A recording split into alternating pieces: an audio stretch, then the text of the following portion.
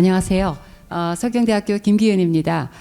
두 분 발제하신 권 교수님 그리고 윤 본부장님 감사드립니다. 우리가 잘하고 있다는 것을 우리가 알고 있는 것도 이게 중요한 것 같습니다. 그렇지만 우리는 오늘 이 같은 자리는 더 잘하기 위해서 그리고 더 잘하는데 무엇을 더 잘해야 되는가 그리고 국제적으로 무엇이 더 필요한지 이런 부분에서 좀 더 우리가 그 환경 정책을 섬세한 환경 정책 또 시민의 입장에서 섬세한 뭐 분리수거랄지 이런 것을 통해서 이산화탄소 감축을 더 효율적으로 할 수 있고 특히 2050 넷제로를 향하여 우리가 지금 모두 가고 있는데 이런 부분에서 실천할 수 있는 그런 방법을 좀 효율적인 방법을 찾고 경제성을 높이고 선진국으로 나아가는데 그 중요한 조건으로 보통 이제 서큘러 이코노미가 중요하지만 서큘러 이코노미 자체보다도 이 원료를 어떻게 효율적으로 사용할 수 있느냐 하는 그런 입장에서 오늘 그 라운드 테이블을 마련했습니다. 그럼 지금부터 바로 토론으로 들어가겠습니다. 여기 그 순서에 프로그램 순서에 나와 있던 대로 지금 5분께서 수고하실 예정인데 우선 강성진 변호사님께서 먼저 토론을 해주시기를 부탁드리겠습니다. 감사합니다. 그리고 토론은 10분 지금 예정되어 있습니다. 예, 저는 김앤장 법률사무소의 강성진이라고 합니다. 저는 원래 환경법 전문은 아니지만은 이제 권재원 교수님께서 제가 EU 탄소국경 조정 쪽으로 좀 공부를 하고 그런 게 있어서 이쪽에 좀 이렇게 오늘 세미나에 불러주시게 되었습니다. 우선 두 분 발제 너무 잘 들었고 항상 또 감사드립니다. 그리고 다들 또 잘 아시다시피 전 세계 온실가스 배출량의 이제 50%가 이제 자원 추출 및 가공하고 관련되어 있기 때문에 자원 재활용은 이제 기후 변화 대응의 핵심적인 전략으로 이제 곳곳에 전 세계적으로 주목받고 있습니다. 그래서 두 분의 발제를 이제 시의적절하고 좋은 화두를 던져주셔서 감사드리고요. 우선 저는 이제 권재현 교수님께서 발표하신 내용 중에서 EU 탄소국경 제도 관련 이슈를 중심으로 간단하게 말씀드리고자 합니다. EU 이제 탄소국경 조정 제도는 이제 아시다시피 철강, 비료, 알루미늄, 그다음에 전기, 수소, 그다음에 수소 등을 이제 포함하고 있는데 현재 한국의 한국에서 수출하는 주요 제품으로서는 이제 철강하고 알루미늄이 이제 직접 관련되고 있습니다. 이 중에서 이제 철강의 경우 철강협회를 통해서 그 전체적으로 업계 의견을 한국 정부와 EU 등에 이제 활발하게 제출을 했고 또 그렇게 노력을 많이 해왔는데 알루미늄 산업계는 아무래도 철강업계들 같이 이렇게 일사불란하게 이제 자기 의견을 많이 제시하지 못한 부분이 좀 크게 눈에 띄었습니다. 그리고 한국의 알루미늄 산업의 경우 이제 복사이트에서 이제 반제품을 만드는 이 1차 가공 업체는 이제 없고 주로 이제 스크랩을 재활용하는 2차 가공 업체 위주로 이제 편성이 되어 있기 때문에 아무래도 이제 상대적인 온실가스 배출량은 1차 가공보다는 훨씬 적은 것이 사실입니다. 그러나 그렇게 2차 가공을 해서 만들어진 제품을 이제 유럽 지역에 수출할 경우 2026년 1월 1일부터는 탄소국경 조정제도 대상이 되는 것은 변함이 없습니다. 그렇기 때문에 일단 제가 이제 드리고 싶은 말씀은 우선 알루미늄 산업계에서 EU 탄소국경 조정 제도에 대해서 또 얼마나 이제 잘 준비가 되어 있고 그다음에 탄소 배출량 보고를 어떻게 할지에 대해서 좀 점검할 필요가 큰 것 같습니다. 그리고 2025년 12월 31일까지는 아직 이제 잠정 기간이기 때문에 분기당 1회씩만 이제 탄소 배출량을 회원국 당국에 이제 보고하기만 하면 됩니다. 근데 사실은 이 기간을 잘 활용을 해서 이제 탄소 배출량을 어떻게 이제 보고를 할지 내부적인 시스템을 만들고 그 다음에 이제 준비하는, 그러니까 그렇게 해서 준비하는 하라는 취지로 하는 게 이제 그 잠정 기간인데 지금 이 기간을 아니 이제 1년밖에 남지 않았기 때문에 업계 쪽에서도 좀 기간이 촉박하다라는 점을 이제 감안을 하셔서 내부적으로 탄소 배출량 이제 산정하고 그다음에 보고 체계를 확실하게 좀 구축을 하실 필요가 있을 것 같습니다. 그리고 이제 또 한 가지 이제 말씀드리고 싶은 게 우리나라가 이제 2차 가공 위주라고 하지만은 알루미늄 스크랩의 이제 상당량을 이제 중국이나 동남아 쪽에서 수입을 하고 있는데 이 수입된 알루미늄 스크랩의 이제 탄소 배출량 데이터 축적에 대해서도 좀 신경을 써야 될 것 같습니다. 왜냐하면은 EU 탄소국경 조정 제도의 취지상 일단 그 제품을 생산하는데 이제 소요되는 그러니까 직접 배출량의 보고가 필요한데 이 부분에 그러니까 어쨌든 스크랩의 형태로 수입이 된다고 하더라도 이제 탄소 배출량에 대해서 이제 그 스크랩 수출자로부터 어느 정도 협조를 받아서 데이터를 이제 정확하게 축적을 하고 보고를 하는 시스템이 필요하지 않을까 싶습니다. 그리고 EU 이제 그 탄소국경 조정 제도 규정에서는 제3국에서 지불한 탄소 배출 가격을 만큼 이제 EU CBAM 인증서 의무 그 구매 의무를 감경해주는 규정은 존재합니다. 근데 이 부분이 우리나라 현실에서 상당히 좀 문제가 될 수 있는 게 KETS 지금 탄소 배출권 가격하고 EU의 탄소 배출권 가격 차이가 굉장히 큽니다. 뭐 이 부분은 이제 저도 다른 자리에서도 몇 번 이제 말씀을 드리긴 했는데 일단 그 그러니까 EU CBAM의 직접적인 이제 적용 대상이 되는 알루미늄과 철강 업체 쪽에서 이 이슈에 대해 가지고 조금 더 목소리를 내주실 필요가 있지 않을까 싶습니다. 왜냐하면은 지금 그 제 발표문에서도 말씀을 드렸지만은 탄소 배출권 가격이 거의 10배 가까이 차이가 나고 있기 때문에 KTS를 통해서 그 탄소 가격을 지불했다고 하더라도 결국에 대부분의 탄소 배출량에 대해서 이제 CBAM 인증서를 그러니까 매수해야 되는 의무는 변치 않기 때문입니다.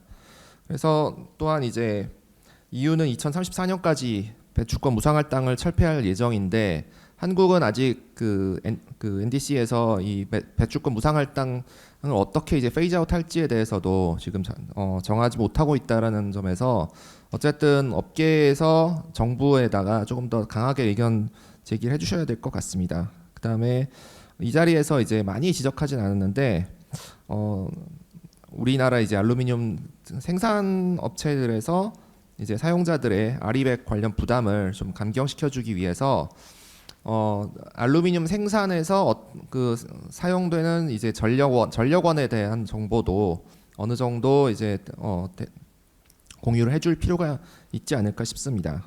이게 그 아시다시피 아리백은 국가에서 주도하는 게 아니라 이제 다운스트림 중에서도 이제 해외 주요 전자업체나 이제 많은 이제 해외 고객들이 이제 아리백 그 준수를 요구를 하고 있기 때문에 이게 당장 비즈니스 이슈가 되고 있습니다. 그렇기 때문에 우리나라 회사들에서도 이제 이 부분에 대해서 좀 신경을 써주시는 게 좋을 것 같습니다.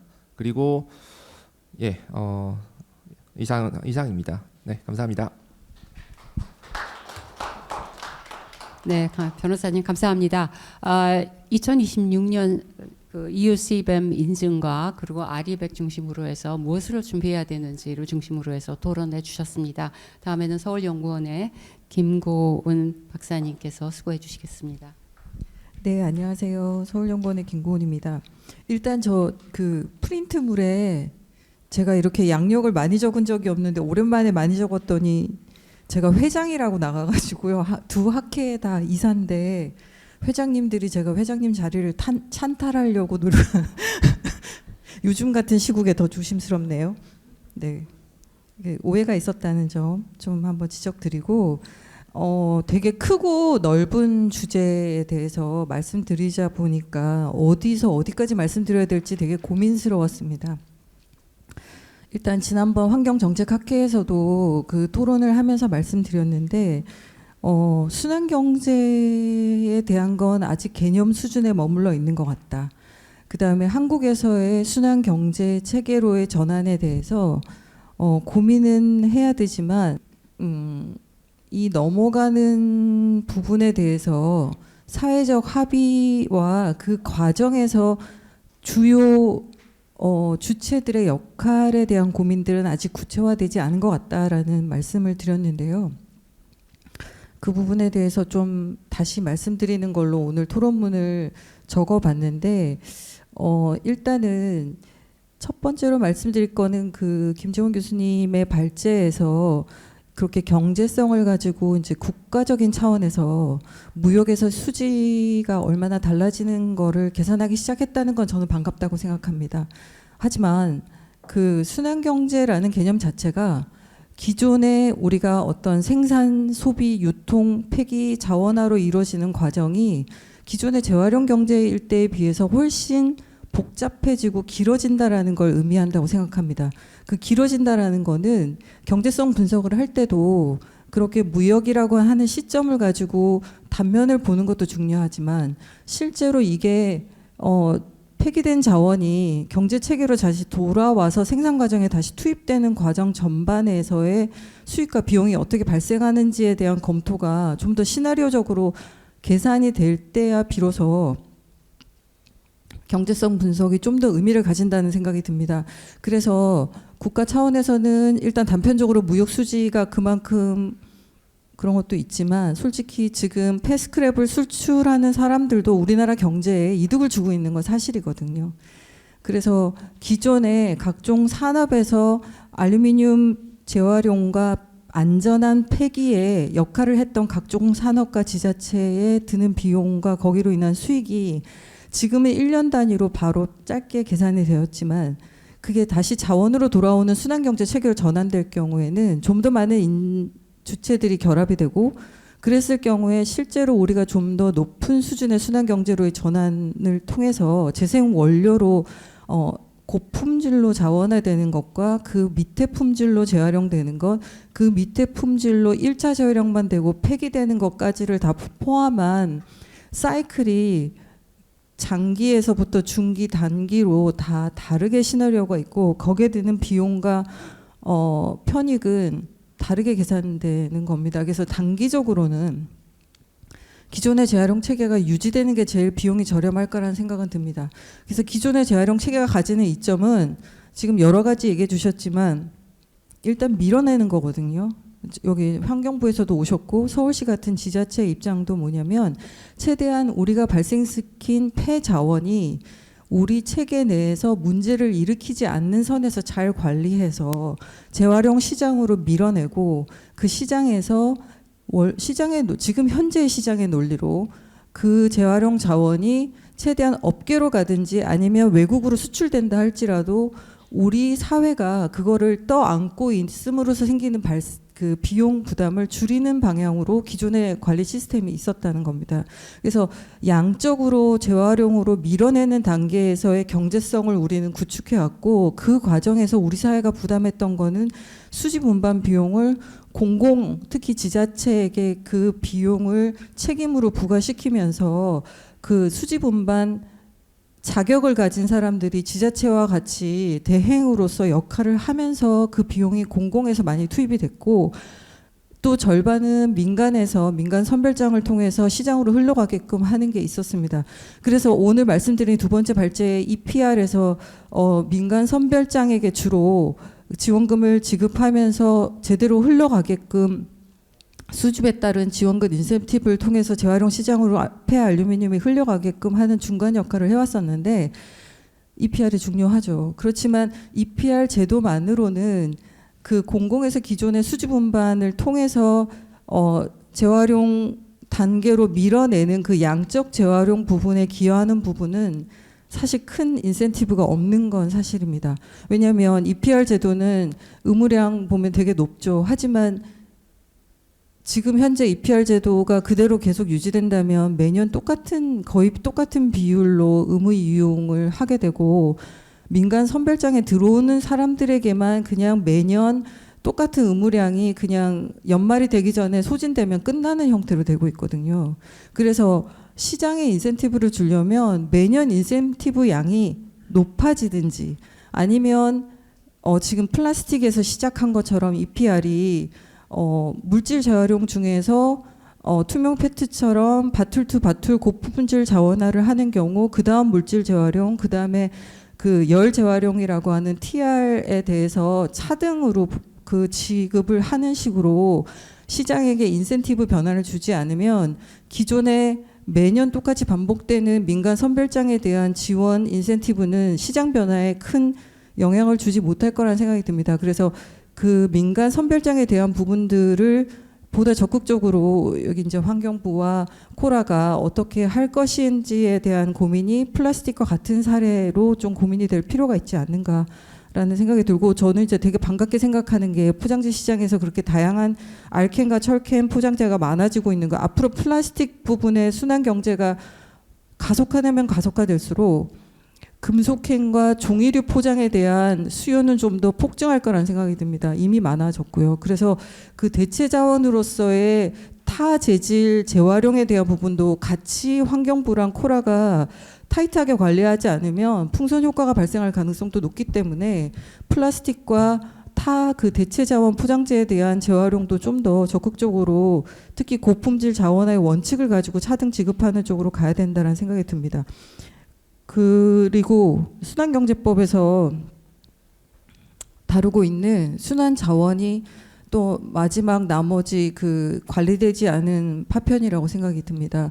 순환 자원으로 인정되게 되면 이 모든 우리가 그동안 해왔던 공공 수거 대행, 그 다음에 공공 선별장 시장, 그 다음에 민간 수거업자, 그 다음에 고물상 민간 선별장으로 흘러가는 그 체계랑 다른 경로를 통해서 자원이 흘러가게 되는 걸 의미합니다. 그래서 수지분반업을 가지지 않은 사람들도 순환자원으로 인정이 되면 갈 수 있죠.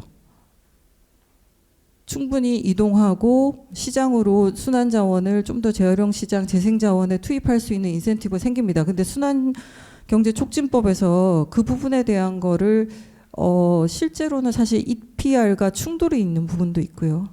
그래서 EPR로 관리해왔던 부분과 순환자원을 인정하는 부분을 어떻게 하면 충돌하지 않을까 지금 고민하다가 지금 어느 선에서 지금 멈춰놓은 상태입니다. 그죠? 선별장 이후로 관리를 해놓은 상태인데 실제로 순환경제제도 EU에서 얘기하는 end of waste, 더 이상 웨이스트가 아닌 걸로 자원을 관리하겠다라는 그 취지는 선별장까지 가지 않게 하기 위한 제도입니다. 그래서 그 제도의 취지를 살리자면 폐알캔을 어떻게 하면 공공 수거와 기존의 민간 수거 체계를 태우지 않고 바로 재생자원 쪽으로 흘러가게 할 것인가에 대한 경로, 그리고 그거를 그럼에도 불구하고 시장이 관리하게 하되 공공이 투명하게 그 과정을 컨트롤할 것인가에 대한 그림은 아직 그려져 있는 거에 대해서 환경부뿐만 아니라 이거는 자원 안보의 측면이 크니까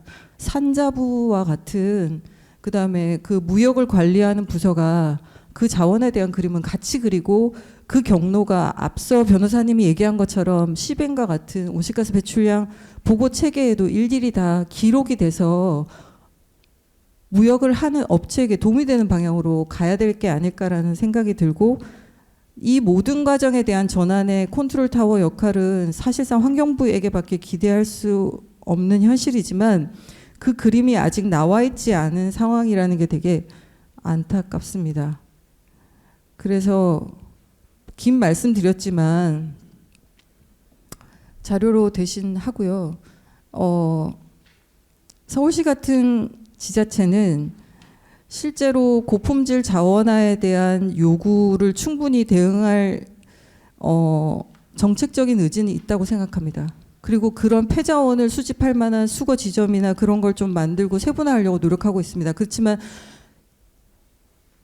권지영 교수님 그 처음 발제처럼 독일의 RVM 같은 그런 체계는 아직 한국에서는 의미를 가지기 어려울 거라는 생각이 듭니다. 그래서 그 독일의 RVM이 아닌 서울과 같은 광역 지자체가 어떻게 하면 폐 알케을나 아니면 더 고품질 자원화 대상이 되는 자원을 시민들이 편리하고 아름다운 시설을 통해서 수거할 수 있도록 그런 거점을 만들고 도시를 바꿔 나갈 건가에 대한 고민을 좀 같이 해야 되지 않을까 그런 생각하면서 말씀 마무리하겠습니다. 감사합니다.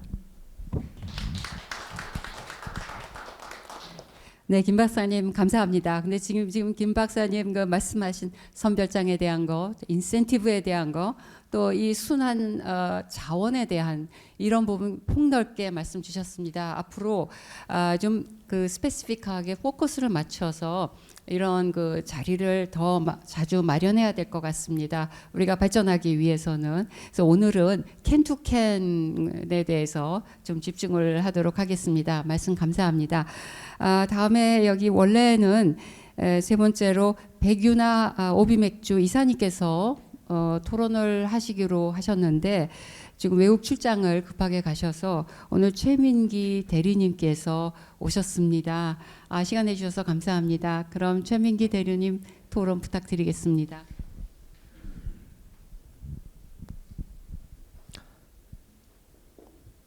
네, 안녕하세요.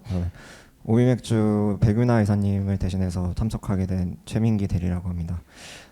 오늘 저는 한 기업의 입장에서 폐알루미늄 캔 재활용과 순환경제 구축 그리고 탄소 중립 목표 달성을 위해 저희가 직면한 과제와 개선 필요성에 대해서 좀 말씀드리도록 하겠습니다. 우선 저희 오비맥주는 글로벌 본사인 지금 AB 인베브의 그 글로벌 그 비전을 기반으로 국내 시장에서 저희가 이제 순환 경제 구축과 탄소 중립 달성을 위해서 최선을 다하고 있습니다. 그래서 25년까지 모든 제품의 포장재를 100% 재활용 가능하거나 재사용 가능한 형태로 전환을 하고 2040년까지 탄소 중립을 달성하겠다는 야심찬 목표를 가지고 있습니다. 이런 목표는 AB 인베브의 한국 법인인 저희 오비맥주에도 중요한 과제로 주어져서 저희가 이제 제조에서부터 이제 유통, 소비, 포장재 처리 단계까지 전 단계에서 이제 온실가스 배출량을 줄이기 위해서 다양한 노력을 기울이고 있습니다. 하지만 올해 같은 경우에 저희가 이제 포장재 부분에서 온실가스 배출량이 좀 늘어난 어려움을 겪었는데요. 저희가 사용하는 포장재 중에 알루미늄 캔의 비중이 좀 높습니다. 근데 캔투캔 재활용률이 낮아진 상태이고 폐캔이 수거된 이후에 재활용사에서 UBC 수출 혹은 철근, 합금제 원료 등으로 다운그레이드 되는 그런 문제가 발생해서 이번 올해 그 캔투캔 재활용률과 이제 저희 측에서 이제 생산하는 캔의 재활용 소재 비율이 낮아진 그런 현상이 발생했습니다. 이로 인해서 저희 오비맥주의 경우에는 AB 인베브가 설정한 목표에 올해는 좀 달성할 수 없을 것으로 파악이 되고요. 저희가 2025년에는 저희가 2017년을 베이스라인으로 설정을 했는데 그때 대비 25% 온실가스 배출량을 줄여야 되는 상황인데 이런 이제 캔투캔 재활용률의 재고가 절실히 필요한 상황입니다. 특히 이번 발제에서 말씀하신 순환경제 구축과 탄소 국경세에 대한 대응력을 강화하기 위해서 말씀하신 캔투캔 재활용률을 높이는 것도 필수적인데요. 이런 캔투캔 재활용률 제고는 온실가스 감축과 순환경제 구축에 실질적인 기여를 할 것으로 기대가 되고요. 이러한 알루미늄 캔 재활용률이 1%만 상승을 해도 수천 톤의 탄소 배출량을 저감할 수 있기 때문에 저희 오비맥주뿐만 아니라 다른 이제 캔을 사용하는 기업들에서도 큰 도움을 받을 수 있을 것이라고 생각을 합니다. 그래서 이런 캔투캔 재활용률을 높이기 위해서 정책적인 좀 개선이 필요하다고 생각이 되는데, 이를 위해서는 참여해주신 정부, 그리고 기업, 그리고 뿐만 아니라 이제 소비자분들도 같이 참여해서 이런 정책과 이런 순환 체계를 구축해야 된다고 생각합니다.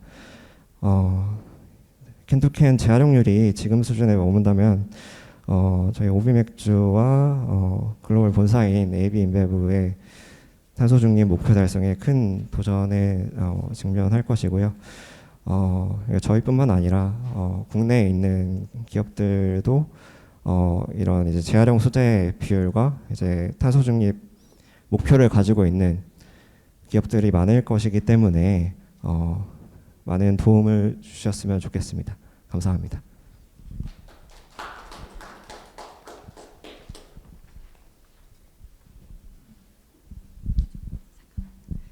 네, 감사합니다. 네, 이게 시간 내주셔서 좋은 말씀 해주셔서 사실 제가 그 맥주 캔을 맥주 마시고 나서 무게를 재보니까 작은 거는 14g이고 0.5리터짜리는 20g이더라고요.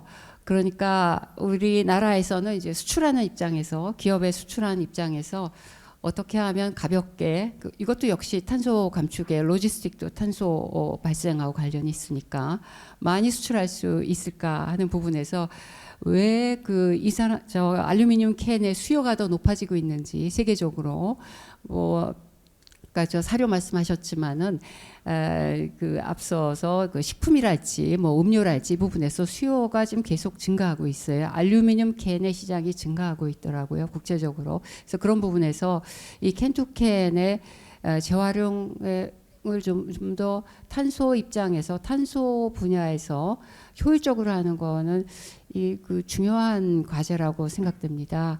감사합니다. 그리고 다음에는 우리나라 이제 정책적으로 어떻게 더 이 캔투캔을 효율적으로 실행할 수 있을지, 또는 생각이 있으신지 또는 가능한지, 이 부분에 대해서 환경부에서 나오셨습니다. 환경부 자원재활용과 이정미 과장님께서 토론해 주시겠습니다. 감사합니다.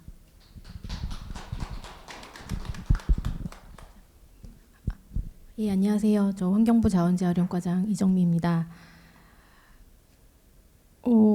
저희 그러니까 정부에서는, 그러니까 지금 오늘 뭐 여러 가지 다양한 주제의 얘기를 해주셨는데요. 뭐 생산자 책임 재활용 제도부터 해서 뭐 순환경제 전환 촉진법과 뭐 그에 따른 뭐 순환자원에 대한 얘기, 이런 전체적인 많은 주제들이 나왔는데, 저는 오늘 저희 부서에서 추진하고 있는 업무들과, 그리고 오늘 이제 제기되었던 건의 사항들, 그러니까 좀 건의해 주셨던 부분들, 이런 거에 대한 그 검토 의견 중심으로 말씀드리겠습니다.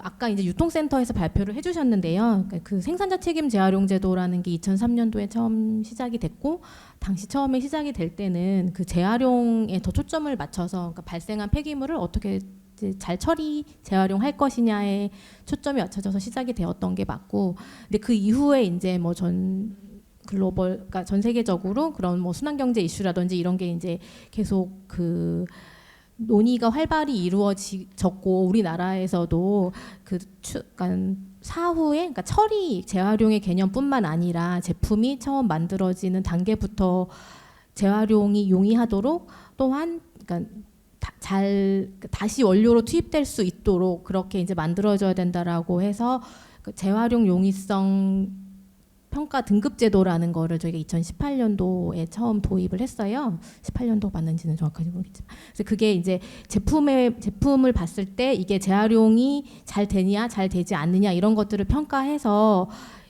평가 등급을 매기고, 잘 되는 품목에 대해서는 그 EPR 제도 하에서 분담금을 경감해주고, 잘 안 되는 품목에 대해서는 분담금을 더 할증해서, 처음에 이제 제조업체들이 좀 그 제품 생산하실 때부터 재활용이 잘 될 수 있도록 유도하는 그런 이제 목적을 갖고 있고요. 그리고 이제 아까 말씀하신 그 플라스틱의 대표적인데, 지금 그 생수 보시면은 대부분 이제 그 투명색이고 그리고 이제 라벨도 이제 없는 게 나오고 있고요. 그리고 이제 그 제품 자체 무게도 지금 경량화 정책으로 이제 제품 무게도 많이 줄어져 있는 상태에서 플라스틱을 절 사용할 수 있도록 그렇게 이제 그 유도하고 있는 그런 여러 가지 정책들을 추진하고 있다는 말씀을 드립니다. 그래서 캔에 대해서는 사실 그 이제 금속 캔은 워낙 재활용이 잘 되어 있는 그런 품목이기 때문에 저희 이제 부서에서는 크게 그렇게 그 이슈가 많다거나 이런 쟁점 사항이 많다거나 뭐 이런 품목은 이제 아니고요. 근데 다만 이제 그 오늘 논의가 되고 있는 그 캔투캔에 대한 얘기는 이제 저희도 이제 계속 그런 건의가 외부에서 있다는 거는 이제 알고 있는 상황이고, 근데 저희가 이제 제도를 운영하면서 여러 가지 그런 점들을 고려를 해야 되는데요. 뭐 예를 들어서 재활용 의무를 부담해야 되는 제조업체들이 뭐 오비맥주에서 나오 계시지만 얼마나 이제 이거를 이행 가능한지에 대해서 그러니까 부담이 되는 부분 그래서 이제 재활용 의무를 달성을 하려면은 그 재활용 의무를 달성할 수 있는 재활용 시장이 형성이 되어 있어야 되는데 그 재활용 업체들이 충분히 있느냐 그리고 달성을 할 수 있느냐를 이제 어느 정도 좀 균형적으로 고려를 해서 뭐 의무를 설정을 하고 또 그 이제 이게 뭐 재활용 방법에 대해서도 계속 이제 확대를 하되 다만 이제 그게 달성할 수 있는 부분이냐를 이제 충분히 이제 고려를 하는데요. 근데 캔투캔은 다 가야 될 입장 방향이긴 맞다고 생각을 하는데 현재 국내에 재활용하는 업체가 한 군데밖에 없는 상황이거든요. 그래서 만약에 뭐 저희가 의무 할당으로 이렇게 실제 뭐 전체 그 의무 100% 하에서 뭐 예를 들어 뭐 30%를 뭐 캔투캔으로 가야 된다라고 이제 설정을 하게 되면은 그걸 할 수 있는 시장이 아직은 형성이 덜 되어 있다라고 저희는 이제 판단을 하고 있어서 물론 이제 그러한 방향으로 향후에는 나가야 되는 거는 맞지만 좀 그런 거는 지켜봐야겠다라고 생각은 하고 있는 상황이고, 그리고 이제 만약에 뭐 이런 부분에 대해서 좀 더 뭐 장려가 필요하다라고 하면은 이제 뭐 지원금을 차등을 준다든지 아니면은 그 분담금을 뭐 차등을 준다든지 이런 식으로 이제 그 경제적인 유인 제도로 좀 개선이 필요하지 않을까라고 이제 생각을 합니다.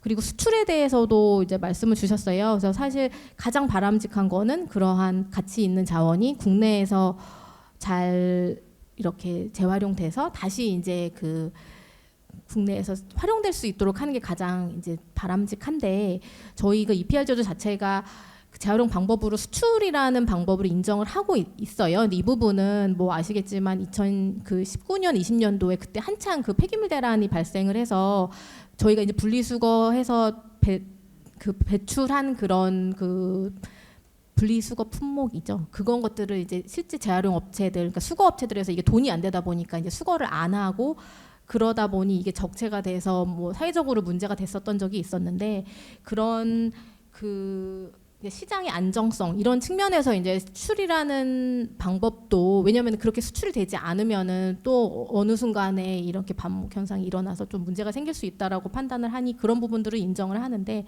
다만 이제 품목별로 사실 뭐 캔도 그렇고 다른 품목들도 그렇고 좀 유가성이 있는 품목들에 대해서는 이 수출에 대한 방법을 막아달라라고 이제 건의도 사실 좀 많은 상황이어서 이런 부분들도 좀 저희가 모니터링을 해서 필요한 뭐 사항에 대해서는 뭐 수출의 비율을 제한을 한다든지 그런 것들도 이제 검토할 생각이 있습니다. 그리고 마지막으로 그 비대상 품목에 대해서 아까 교통지원센터에서 건의를 주셨는데 이 부분은 계속 이제 그 뭐 시간이 지남에 따라서 그런 새로운 제품들이 출시를 하고 저희가 이전에 생각하지 못했던 그런 여러 가지 품목들이 늘어나다 보니까 뭐 저희가 이제 뭐 그런 추가해야 되는 것들이 발생을 하는 것 같고요. 그래서 뭐 유통지원센터랑 협의해서 실제 이게 뭐 현재 얼마나 발생을 하는지, 뭐 출고량이 어느 정도 돼서 재활용할 수 있는 여건이 어느 정도 되는지는 저희가 좀 판단하고 모니터링을 해서 반영할 수 있도록 그렇게 하겠습니다.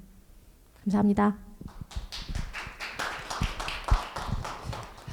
감사합니다. 무엇보다도 환경부에서 지난 여러 해 동안 정말 각고의 노력으로 애써주신 덕분에 그래도 우리나라에서 분리수거도 이렇게 모범적으로 이루어지고 있고 지금 여러 가지를 우리가 자랑할 수 있는 또 기술 이전을 할 수 있는 상황이 되지 않았나. 그래서 환경부께 사실 감사드립니다.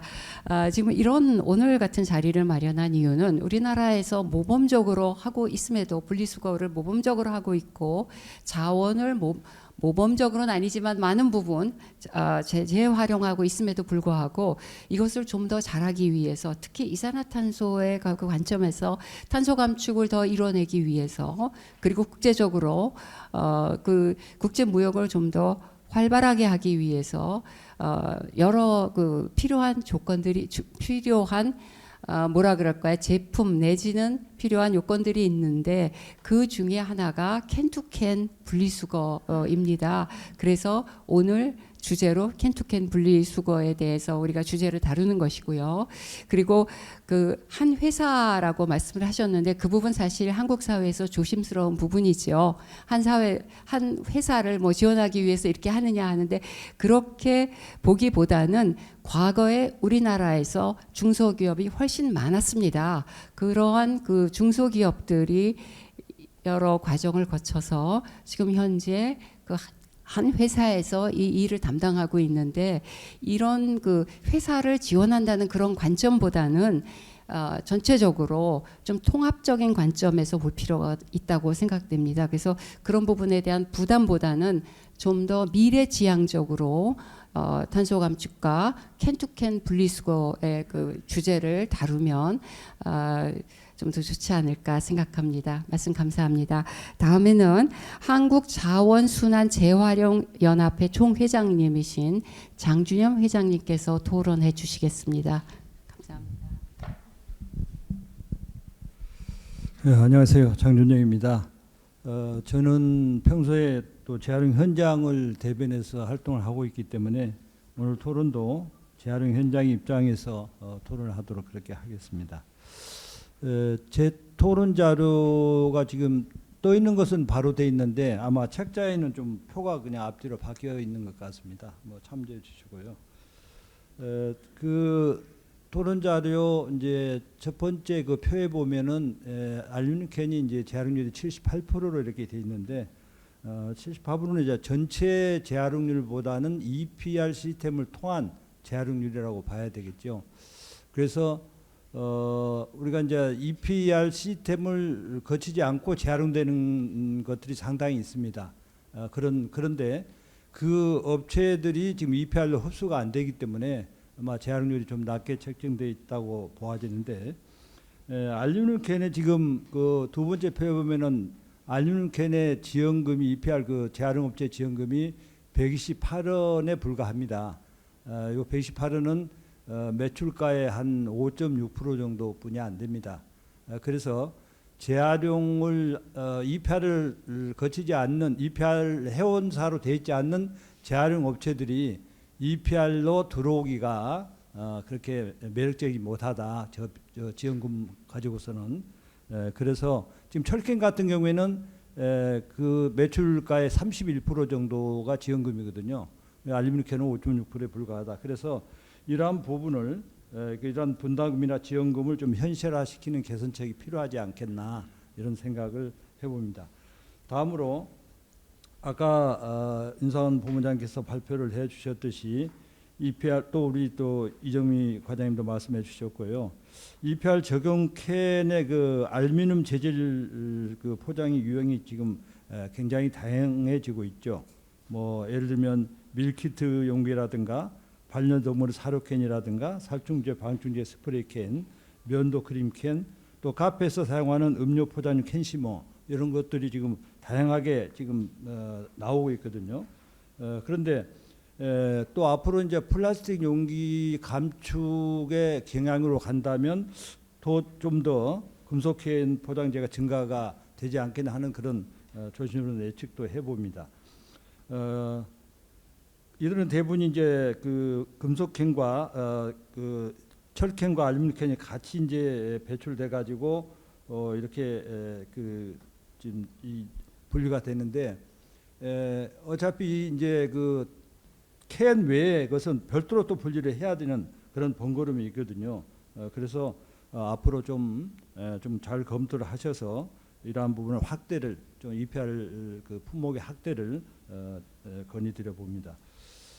그리고 또 아까 발표에서 그 확대에 대한 그게 전적으로 찬성을 합니다.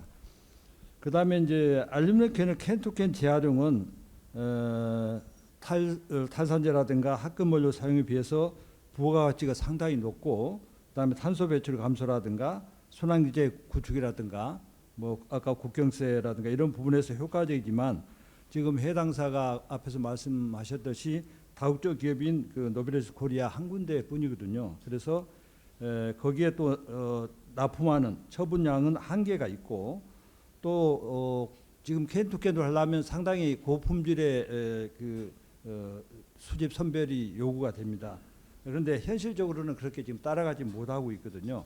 그래서 캔투캔으로 이제 재활용 쪽, 캔투캔 순환 쪽으로 좀 가려면은 좀 더 그 품질 향상을 위한 시설 투자라든가 이러한 것들이 좀 이루어져야 되지 않겠나, 이런 생각을 해봅니다. 그 다음에 EPR 분담금이라든가 변동 계산에서 지금 이제 적용하고 있는 것이 경제 성장률이라든가 물가 상승률, 원자재 이런 가격을 적용하고 있는데, 사실은 이제 재활용 촉진을 위해서는 이보다 더욱 직접적으로 영향을 주고 있는 인건비라든가 그다음에 전기료, 운반비 상승 이러한 것들을 좀 감안해서 이러한 그 산정이 좀 되어지면 좋지 않을까.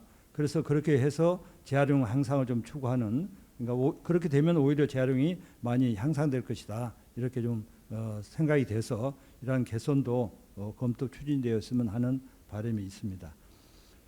그 다음에 아까 이제 발표에서도 말씀드렸듯이 그 스프레이 캔 포장 용기의 운반이라든가 압축 파쇄에 이제 폭발 발생 문제, 물론 배터리도 이제 상당히 많은 영향을 미치고 있죠.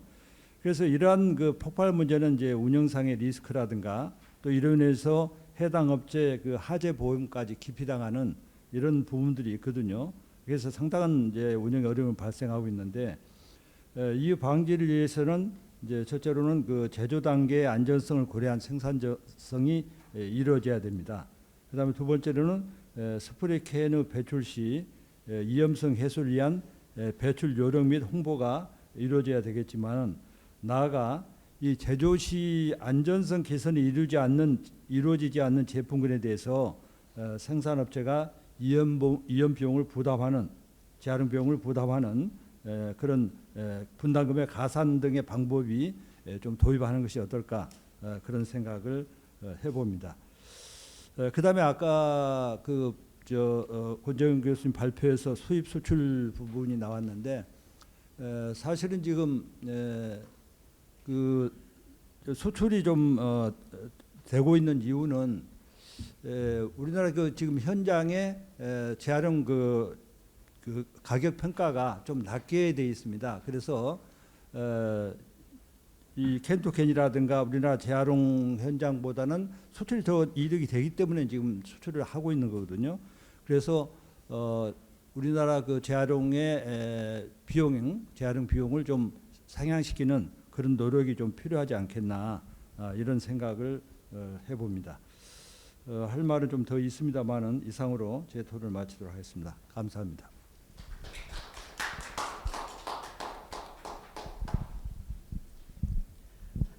네, 회장님 감사합니다. 재활용 업체 입장에서 말씀 주셨습니다. 재활용 업체도 물론 중요한 부분이죠. 우리 사회의 한 부분이고, 이 부분도 역시 마찬가지로 지원이랄지 또 기술이랄지 투자랄지 이런 차원에서 좀 더 따로 분리해서 세미나를 하면 더 그 정책에 반영할 수 있는 여러 가지 가능성을 구체적으로 다룰 수 있지 않을까 생각됩니다. 감사합니다. 그 질문 세션이 있죠. Q&A가 있죠.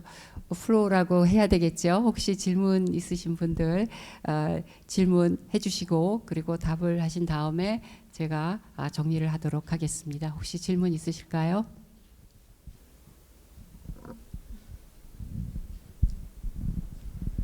의무적으로 질문을 해야 될 것 같아서 열심히 좋은 발제를 해주시고 토론을 해주셨는데 저희가 묵묵부답으로 있는 건 예의가 아닐 것 같아서 이 분야의 전문가는 아니지만 알루미늄에 대해서 문외한입니다만 몇 개 코멘트하고 또 질문을 하겠습니다. 이 알루미늄의 캔투캔이 사실은 기술적인 부분이 상당히 어려운 것으로 듣고 있습니다. 그래서 이 판재를 만드는 기술이 우리가 많이 좀 약하다는 얘기를 듣고 있고, 그 다음에 그 경제적인 어떤 구조 때문에 우리 국내에서 자원을 다시 킵하지 못하고 해외로 나가는 그런 어려움도 있는 현실인 것 같습니다. 제가 이제 알루미늄에 대한 건 모르지만 플라스틱과 관련돼서 서큘러 이코노미라든지 그런 자료를 찾아보면 이런 순환 경제를 활성화하기 위해서는 우리 아까 과장님도 전 라이프 사이클을 통해서 요소에서 다 해야 되는 것, 그리고 재활용 용이성에 대한 등급에 따라 차등 지원하는 것 굉장히 중요한 정책이라고 생각을 합니다. 해외에서 좀 약간 눈여겨볼 만한 제도가 하나 있었는데 제가 기억을 되살려 보면 재활용이 되는 것에 대해서는 부가세를 일부 면제해 주거나 감면해 주는 제도가 있더라고요. 그러니까 부가세라는 것이 자원을 처음 채취해서 제품으로 나왔을 때 가치가 만들어지기 때문에 거기 부과되는 세금인데, 재활용이 된 물질들은 한 번 이미 그것을 냈는데, 그 세금을 냈는데 그게 다른 형태의 제품으로 만들어지면서 또 낸다는 것은 더블 카운팅일 수 있다. 그래서 이 여러 가지 경제적인 구조에서 재활용을 순환을 확장시키기 위해서는 재활용 시의 물질에 대해서 부가세를 일부 한번 감면을 고려해 보는 것이 어떻겠나는 부분이 있고, 그 다음에 그거를 돌아갈 때 다운 사이클이 아니라 업 사이클링이나 최소한 동일한 가치의 리사이클링을 하기 위해서는 그 부가세 감면에 어떤 형태든 간에 차별을 통해서 좀 더 업사이클링을 유도하는 것이 필요할 것이다 하는 생각이 이제 들었고요. 다른 물질의 경우를 예를 들어 보면, 그 다음에 이제 아마 환경부에서도 하고 있으리라고 생각을 하는데, 이 머티리얼 플로우 어널리시스를 좀 제대로 해봐야 되지 않나 하는 생각이 듭니다. 지금 우리는 EPR이든 뭐든 할 때 언제 들어간 물질이 언제 나오는 것 상관없이 그냥 잘라가지고 얘기를 하고 있거든요. 예를 들어서 알루미늄이 들어가서 어디든 고강도의 물질로 쓰이면 10년 있다 나올 수도 있고 20년 있다 나올 수도 있고, 캔으로 들어간 건 오래 나오는데 우리가 잘라서 복합적으로 섞여 있는 걸 보게 되는 거죠. 그래서 사실 머티리얼 플로우 어널리시스를 할 때 다이내믹 어널리시스를 하게 되면 알루미늄이 들어가서 어떤 무슨 고강도 물질로 들어가는 거는 10년 있다 나올 것이고, 캔으로 들어가는 것은 오래 나올 것이고, 그거를 파퓰레이션 밸런스드 모델이라는 걸 사용하면 매년 나오는 배출물이 어느 조성으로 어디서부터 나오는 것들이 다 파악이 될 수 있거든요.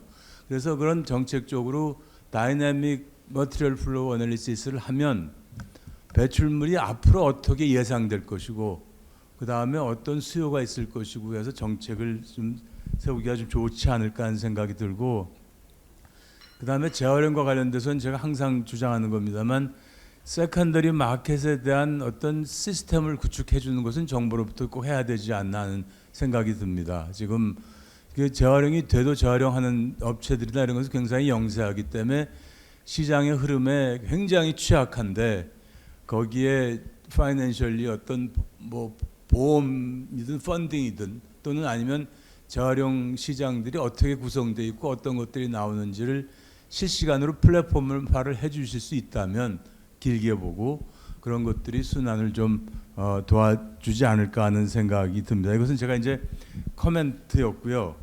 아무래도 제가 환경부에서 이제 정책을 많이 하고 계시니까 이 환경부가 기술료하고는 어떨지 모르지만 지금 아까 몇몇 부분이 우리나라의 이 한 기업이 캔투캔의 재활용을 하고 있다 그러는데, 우리나라의 재활용 과정에서의 기술적인 부분에서 어떤 정도까지 쫓아올 수 있는지 앞으로 예상이, 소위 말해서 판재, 아변이라 그러나요? 그런 것들의 기술적인 수준과 그거에 대한 앞으로의 전망은 어떻게 보시는지에 대해서 간단하게 좀 답을 해주시면 감사하겠습니다. 혹시 나중에 답변을 같이 하는 게 좋을 것 같습니다. 시간 절약을 위해서 혹시 다른 질문 또 있으실까요? 네.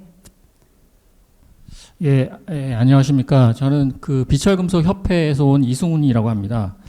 제가 이제 한 가지 좀 EPR 제도에 대해서 이 도입된 취지 자체가 국내 자원을 국내에서 활성화하는 목적으로 이제 그 제도가 도입이 된 걸로 알고 있는데, 제가 말씀드리고 싶은 거는 이게 국내에서 오롯이 재활용 활성화되어야 됨에도 불구하고, 물론 아직까지는 적은 양이지만 아까 그 발제자께서 발표하신 내용을 보니까 그 UBC가 해외로 나가 수출되는 물량이 한 7천 톤 정도 되더라고요. 그 물량 자체는 아직까지는 크지는 않지만 그 물량이 해외로 나감으로 해서 이제 국내에서 그만큼 재활용이 덜 된다는 얘기 아니겠습니까? 근데 그런 것을 국내 생산자가 부담하는 보조금을 해외 나가는 물량에 대해서 준다는 거는 제가 봤을 때는 조금 좀 잘못된 거라고 생각을 하고 있고요. 그러니까 저희는 그 이게 굉장히 스크랩 자원이라는 게 그 탄소 중립 시대에서 굉장히 중요한 자원이기 때문에 가급적이면 국내에서 최대한 재활용하는 것이 목적이고, 전 세계적으로도 모든 기업들이 다 그렇게 정책들을 펴나가고 있기 때문에요. 해외로 나가는 부분에 대해서는 수출의 개념이 아닌 저는 자원 유출로 보거든요. 그래서 그런 부분에 대해서는 좀 그 정부에서 보조금을 없애는 방향으로 좀 고민을 해주셨으면 좋겠고요. 그다음에 두 번째 그 이제 캔투캔이 아닌 그 탈산재 용도로 나가는 것들, 이제 그런 것들도 좀 보조금을 좀 차등화하는 쪽으로 아무래도 국내에서 그 자원이 순환될 수 있게끔 하는 좀 정책 제도가 좀 필요하다고 봅니다. 그 최근에 그 이제 스크랩 자원 중에 이제 알루미늄 스크랩도 있지만 그 구리 스크랩이라는 자원이 또 굉장히 중요성이 높아지고 있습니다. 그 최근에 한 사례를 좀 말씀드리면, 최근에 지난 8월에 관세청에서 그 구리 스크랩이 해외로 나가는 부분에 대해서 적발한 사례가 있었습니다. 그래서 한 5천억 정도의 이제 불법 그 해외 유출 사례에 대해서 적발을 해가지고, 그러니까 국내 자원이 해외로 나가는 부분에 대해서 관세청에서 제동을 걸었던 측면이 있었는데요. 그런 경우는 이제 예를 들면 구리 스크랩 같은 경우에 국내 발생량이 한 30만 톤 정도 되는데 해외로 나가는 물량이 한 10만 톤 정도? 그러니까 30% 물량이 해외로 나가다 보니까 국내에서 이제 사용할 물량이 없어서 굉장히 국내에서 그 사용하는 그 기업들이 상당히 이제 자원 문제 때문에 굉장히 애로를 겪었던 그런 케이스거든요. 물론 알루미늄은 아직 그 해외로 나가는 물량 자체가 전체적으로 아까 자료에 보니까 한 6만 톤 정도 되기 때문에 아직 물량은 크지는 않다고 보지만, 앞으로 이제 탄소 중립 시대에서 계속 이제 해외로 나갈 수 있는 물량은 계속 늘어날 수밖에 없는 구조고, 또 마찬가지로 지금 뭐 100만 톤 가까이 이제 해외에서 알루미늄 스크랩이 이제 수입을 하고 있지만 그 물량 자체는 또 줄어들 거라고 봅니다. 그래서 가급적이면 국내에서 해외로 나가는 물량에 대해서는 어느 정도 좀 그 자원 유출 측면에서 좀 통제가 필요하다고 보고요. 그다음에 올해부터 그 이제 그 스크랩 매입자 납부 특례 제도가 새로 이제 그 알루미늄하고 비철 스크랩이 추가가 됐습니다. 과거에는 금하고 구리만 해당이 됐었는데요. 그러므로 해가지고 만약 국내에서 유통이 된다면 그게 이제 국세청 지정 계좌에서 10% 부가세를 납부하고 유통이 될 수가 있는데, 만약에 해외로 나가게 된다면 그만큼 내국세가 해외로 이제 빠져나가는 그런 케이스가 될 수가 있거든요. 그래서 그런 측면에서도 이 보조금은 좀 이제 해외 나간 물량에 대해서는 좀 통제가 좀 필요하다, 좀 그런 입장을 말씀드리겠습니다. 네, 감사합니다.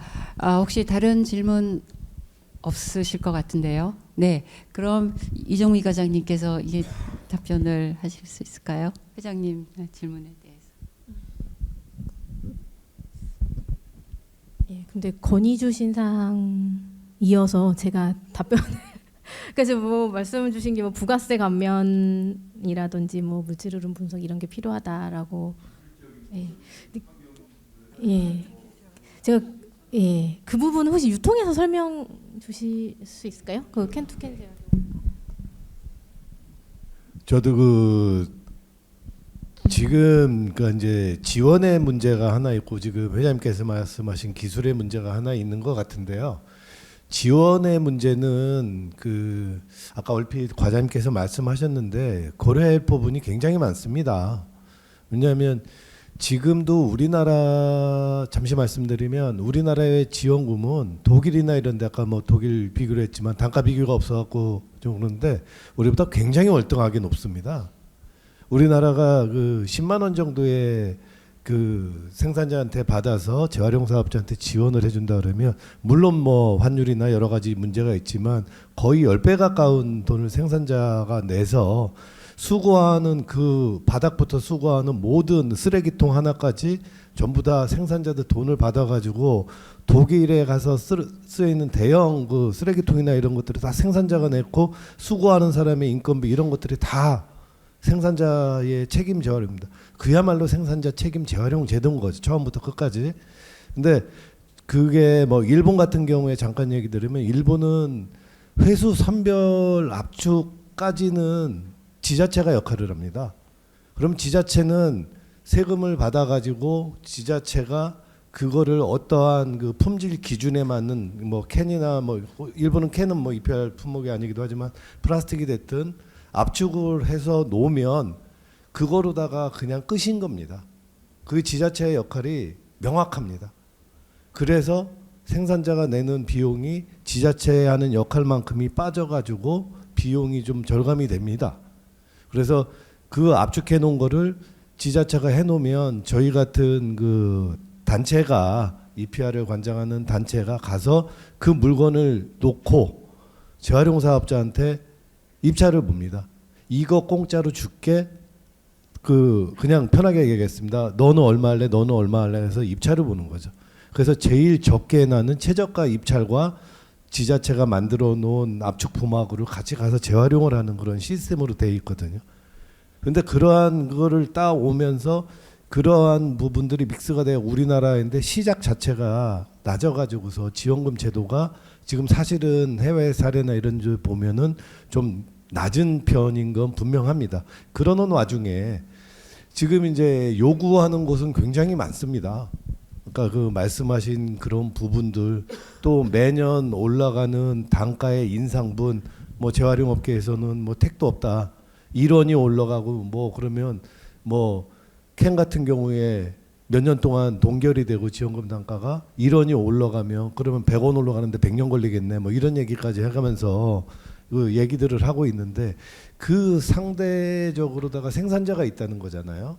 내는 사람의 입장에서 보면 경제가 안 좋고 그러는 상황에서 이 모든 것들을 저희들이 얘기하는 이런 것들을 다 반영해서 하기에는 사실은 좀 어려운 부분이 있다. 그래서 정책을 펴나가는 환경부 입장에서도 그런 부분이 있다라는 그런 게 있고요. 다만 꼭 해야 되는 품목이나 이런 추가들은 계속 고민을 하겠지만요. 그리고 두 번째 그 기술 부분에 대해서는 죄송하지만 제가 그 굉장히 잘 알지는 못합니다.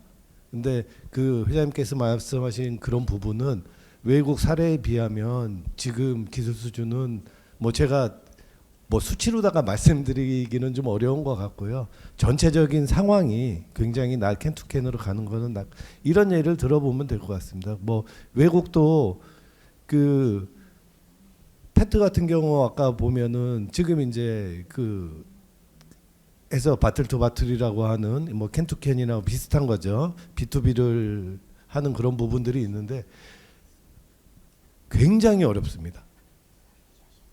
왜냐하면 거기에 뭐 물병에 하나 있는 거 이정미 과장님 뭐 노력 많이 하셔가지고 지금 환경부에서 그 무색 유색으로다가 옛날 형형색색에 있던 페트병을 무색으로 바꾸고 무색의 라벨까지 없어가면서 접착제 요만큼만 들어가도 사실은 굉장히 그게 그 B2B 바틀 투 바틀이 되는데 굉장히 그 부담스러운 겁니다. 그만큼 어려운 부분인 거죠. 그래서 캔투캔도 그러니까 페트나 이런 부분들은 지금 시작점에 있는 그런 부분이고요. 다행히 지금 재활용 업계가 좀 어느 정도 거기에 해가지고 시설이나 이런 부분들을 전부 다는 아니죠. 일부 그래도 자금력이 있고 미래를 보는 재활용 업체가 그런 부분들에 하는 그런 사례가 있지만 캔 같은 경우에는 지금 전혀 없다. 그러고 그러한 그 설비를 할 지금 현재 우리 재활용 그 사를 보면 그 뭐 한 70여 개 저희들 재활용 업체들이 있는데 그런 여력은 뭐 이게 뭐 보통 비용이 아니지 않습니까? 그래서 캔투캔 기술에 대한 거는 아직은 해외 선진국 사례에 비해서는 상당히 낮다. 이런 정도로만 제가 말씀드릴 수 있을 것 같습니다. 네, 감사합니다. 잠깐 김고은 박사님께서 말씀하시겠습니다. 그러니까 너무 할 일이 많은데 오늘 나온 얘기 중에 저는 그 조세 관련된 부분이라든지 그 온실가스 배출량 거래 제도 배출권 가격 관련 부분은 이랑 그 물류 관련된 거는 어떻게 보면 재활용 시장 활성화 규모 확대 고품질 자원화에 대해서 정부가 간접적으로 되게 지원하고 시장의 변화를 이끌 수 있는 주요 정책이라고 생각합니다. 특히 단일업체라서 얘기 많이 하셨지만 폐지도 되게 한 줌밖에 안 되는 업체들에 의해서 재활용 시장이 운영되고 있고 그 업체를 지원하기 위해서 정부가 적극적으로 나서서 폐지를 비축하고 그 물동량을 관리하고 재활용 시장의 변동에 반응하는 방식으로 이제 폐지는 하고 있기 때문에 앞으로 자원 안보가 필요한 부분에 대해서는 시장에 직접 개입하기 힘들더라도 창고나 물류 그 물동량 관리를 위한 비축에 대한 부분을 환경부가 좀 더 적극적으로 비철 부분에 있어도 관리를 한다면, 그리고 이제 의제 지원 제도 같은 고물상에 적용되고 있는 세금 감면 혜택에 대한 부분을 좀 더 조세 관련된 기관과 잘 협력해서 한다면 간접적으로 시장을 좀 변화시키는데 좀 더 지혜로운 대책이 될 수 있지 않을까라는 생각이 들어서 그런 부분도 좀 고려해 주셨으면 좋겠다고 첨언드립니다. 감사합니다. 네, 감사합니다. 이캔투캔의 얘기하다 보니까 다양하게 그 재활용 부분에 대해서 그 보증금하고 누구 말씀 주실까요? 아니요? 아, 예. 말씀하셨습니다. 잠깐 그러면 권 교수님 말씀 주시고 나서 제가 정리하도록 하겠습니다. 예. 제가 처음에 이거를 밟지만 여기 자리가 이제 한림원이지 않습니까? 그래서 지금 많은 분들이 EPR과 직접적으로 연관이 있으시기 때문에 굉장히 이제 본인의 역할에 한정돼서 하는데 그것을 발제를 드린 건 아니고요. 이름이 이제 순환경제이지 않습니까? 우리가 경제인데 이거를 안 되는 거를 세금을 걷어가지고 이제 안 되는 데를 보조금을 줘서 걷게끔 하는, 여기에 너무 몰입이 돼 있는 것 같습니다. 예를 들어서 지금까지 이제 수출이 됐던 주요 그래서 안 됐던 것을 보면은요, 이제 그 처리장이 없는 문제, 이런 문제가 있기 때문에 이거를 어쩔 수 없이 나간 부분도 많이 있었을 겁니다. 근데 지금은 상황이 달라진 게 경제성이 나오는 거죠. 왜냐하면 캔투캔 경우에는 수입을 하는 것보다 지금 안에 있는 걸 재활용을 하는 게 더 싸다는 걸 보여드렸고요. 그게 탄소 배출권은 어쨌든 이 업체가 직접 받아오는 건 아니지만 나라 자체가 이제 재활용을 하면 탄소가 줄기 때문에 그만큼 돈이 더 생기는 겁니다. 이거를 가지고 새로운 경제를 창출하자는 건데 자꾸 있는 보조금을 가지고 한다든가 있는 재활용 사업장을 하려고 그러시는 이런 생각보다는 좀 더 큰 그림에서 순환 경제를 어떻게 할 것인가 라고 봐야 된다고 생각하고요. 그런 데서 작은 파일럿 프로그램들을 돌려서 아까 김고은 의원님 얘기하신 것처럼 이 여러 가지 루프의 사이클이 단기, 중기, 장기로 생길 텐데 거기에 또 드리고 싶은 말씀이 있습니다. 지금은 지자체별로 할당량이 있는데 사실은 서울에서 하는 걸 지방에서 처리를 했을 때 훨씬 경제적 효과가 크겠죠. 실제로 처리에 돼서 들어가는 사업장은 지방에 있습니다. 그러니까 그런 것들에 대한 규제를 어디까지 풀어주고, 그리고 폐기물 걷고 기존 처리장이나 이런 돈이 안 되는 거는 기존 보조금 시장에서 하되 신시장을 어디에 만들 것인가. 그러니까 독일 같은 경우에도 2019년에 법을 바꿨지 않습니까? 이제 이게 기존 틀로는 안 된다는 걸 보여주는 거고요. 그래서 순환 경제라는 말 뜻을 좀 더 우리가 심사숙고할 필요가 있다. 이렇게 됩니다. 한 가지 더 강조를 드리자면요. 지금 이대로 가면은 우리나라의 기업이 다 해외로 탈출할 수밖에 없습니다. 이게 제가 경제학 전문가는 아니지만 제가 공부한 바에는 이거는 레몬 마켓이라고, 왜 경제학에서 품질에 관련된 게 시장 신호가 안 가면 작동을 하는데 중고차 시장에 예가 있습니다. 중고차의 품질이 나쁜 거를 비싸게 팔려고 중고차 업자는 자기만 아는 정보를 가지고 비싸게 팔고자 하죠. 소비자 샀는데 그 품질이 안 나오면 점점 안 사죠. 그러면은 시장이 망합니다. 이게 레몬 마켓이라는 건데요. 우리나라 탄소 배출권 시장이 지금 이에 해당한다고 생각합니다. 배출권 가격이 실제적인 경제적인 것보다 왜 이렇게 싸냐? 시장이 작동이 안 되기 때문이죠. 그러니까 환경부에서 혼자서 모든 짐을 떠안고 가시려고 하시지 마시고 그걸 분담금을 어차피 우리나라의 재활용은 지금 대부분 외국과의 거래에 의해서 되고 있습니다. 스크랩도 대부분 사오고 있고요. 그러니까 지금 현재는 어떤 상황이냐면 우리나라에 사업장이 있는데도 불구하고 쓰레기를 분류가 덜 돼서 수출했다가 돈 주고 사오는 구조인데 지금 외국에서 그걸 막고 있는 거죠. 자기네가 쓰겠다는 거죠. 그러면 우리나라에 있는 사업장은 망할 수밖에 없습니다.